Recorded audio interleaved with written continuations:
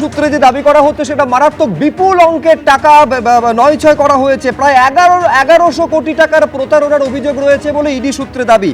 শুধু তাই নয়, আপনাদের মনে থাকবে 1 তারিখে যখন রেড হয়েছিল এবং সোনা পাপ্পু এবং জয় কামদারের বাড়িতে তল্লাশি চালানো হয়েছিল, 1,20,00,000 টাকা এই জয় কামদারের বাড়ি থেকে উদ্ধার হয়েছিল বলে ইডি সূত্রে দাবি করা হচ্ছিল। আমি ওফেলিয়া সিনার কাছে আসবো, যেটা ইডি সূত্রে দাবি করা হচ্ছে মারাত্মক, যে 4 মাসে, মাত্র 4 মাসে 500 কোটি টাকা বিভিন্ন অ্যাকাউন্টে জমা পড়েছে, বিপুল অঙ্কের টাকার লেনদেন হয়েছে, একটা বিরাট প্রতারণা চক্র কাজ করছে বলে ইডি মনে করছে। প্রাথমিক তদন্তে ইডি এমনটাই দাবি। এটাই তো তৃণমূলের কালচার। এবং সোনা পাপ্পু যার রেফারেন্সে যে বেরিয়ে এলো, আমরা জানি কান টানলে মাথা আসে, তো মাথা এসে গেল, তাহলে সেই কান সোনা পাপ্পু সে কেন এখনো অধরা বলতে পারেন? কলকাতার পুলিশগুলো কি দিনে জেগে জেগে ঘুমায় না? ঘুমিয়েই থাকে সারাক্ষণ। আর যখন মমতা বন্দ্যোপাধ্যায় বলবেন তখন সব জেগে একেবারে সক্রিয় হয়ে উঠবেন। এই সোনা পাপ্পুর নাম তো অনেক আগে থেকে বাজছে, সে কেন অ্যারেস্ট হয় না? আমি তো আর একটা কথা বলবো, এই যে শান্তনু সিনহা বিশ্বাস, ইনি তো ছিলেন কালীঘাটের ওসি, তারপরে তার যেই রিটায়ারমেন্টের সময় এসে যাচ্ছে দেখলেন, সঙ্গে সঙ্গে তাকে একেবারে ডিসি। কোন তাদের কাছে প্রাণভোমরা লোকানো আছে বলতে পারেন?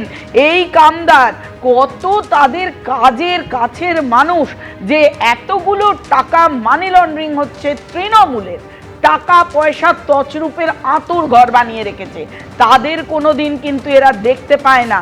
এই পুলিশ প্রশাসন সব মিলেমিশে তৃণমূল, পুরোটাই চোর, আর এই মিলিয়ে তোলামূলের সরকার, যা অবিলম্বে নিপাত যাবে, নিশ্চিন্তে থাকবে পশ্চিমবঙ্গ। রাহুল চক্রবর্তী, আমরা ওই ছোটবেলায় একটা কি প্রবাদ পড়তাম না, হাতি ঘোলা গেল তল, মশা বলে কত জল। এই ছোট ছোট নাম দিয়ে কি হবে শুভ্র? আজকে ভারতীয় জনতা পার্টি যে প্রতিহিংসামূলক, আজকে প্রতিহিংসার তদন্ত করছে, আমি শেষ করি। আজকে দাঁড়িয়ে ভারতীয় জনতা পার্টি একজন তাবড় নেতা, দুর্নীতির তারা ঊর্ধ্বে ছুঁয়েছে।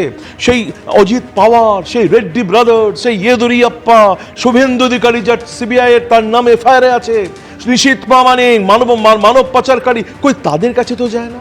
যায় কোথায়? চিদম্বরম বাড়ির দেয়াল টপকে গিয়ে পড়ে। যায় কোথায়? যারা বিজেপি করে না তাদের সঙ্গে একই মুলুক করতে হবে, এটা চলছে বিগত দিন ধরে। সারা ভারতবর্ষে দাঁড়িয়ে প্রত্যেকটা প্রাতিষ্ঠানিক জায়গাগুলোকে, সাংবিধানিক জায়গাগুলোকে তারা রাজনীতিকরণ করে মানুষের পেছনে লেলিয়ে দিচ্ছে। আজকে 1100 কোটি টাকা তছরূপ কি একদিন হয়েছে শুভ্র? এতদিন কি ঘুমিয়ে ছড়িয়ে? একদিন কি মনে পড়েনি কোথায় কি করছে? এতদিন কি দেখেনি কেউ? যেই ভোট আসবে সেই এদের সক্রিয় উঠবে। যেমন পুজোর আগে কাশফুল ফোটে, এদের যে প্রতিহিংসা এর থেকে প্রমাণ পায় শুভ্র। প্রতিটি জায়গায়, প্রতিটি ক্ষেত্রে এতগুলো নাম বললাম, তাদের বিরুদ্ধে কোনো ব্যবস্থা নেওয়া হয়নি।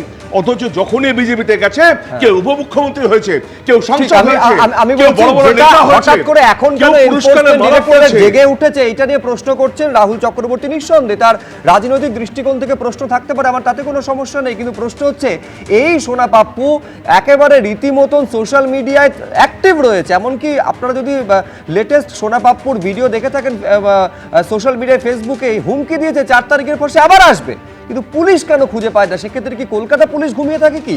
আমার প্রশ্ন রইল। কিন্তু একেবারে ছোট ছোট নাম বলছিলেন, এই সোনা পাপ্পু থেকে শুরু করে, সোনা পাপ্পুর বিরুদ্ধে তদন্ত থেকে শুরু করে কামদারের নাম উঠে আসে, কামদারের বিরুদ্ধে তদন্ত এবং তার সূত্রে উঠে আসে শান্তনু সিনহা বিশ্বাসের নাম। এখনো পর্যন্ত 12 ঘন্টা হয়ে পেরোতে চললো, এখনো পর্যন্ত সেই রেড কিন্তু চলছে। জানি আজকে আক্রমণ সানিয়েছেন নির্বাচনী প্রচার থেকে মমতা বন্দ্যোপাধ্যায়। এবিপি আনন্দ, এগিয়ে থাকে, এগিয়ে রাখে।